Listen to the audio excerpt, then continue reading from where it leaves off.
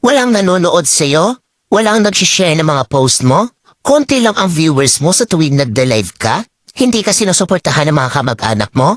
Kaibigan mo? Kakilala mo? Kapitbahay mo? Pinagtatawanan ka dahil sa pag-reels mo? Pinagtatawanan ka dahil sa paggawa mo ng mga content? Ito ang tatandaan mo. Huwag kang huminto. Huwag kang susuko. Huwag kang papaapekto sa sasabihin ng ibang tao tungkol sa'yo.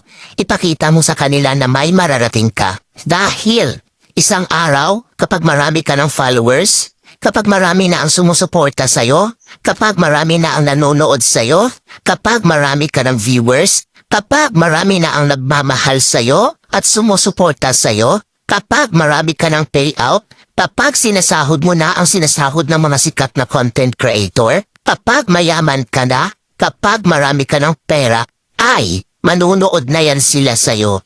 Sila na ang kusang lalaki.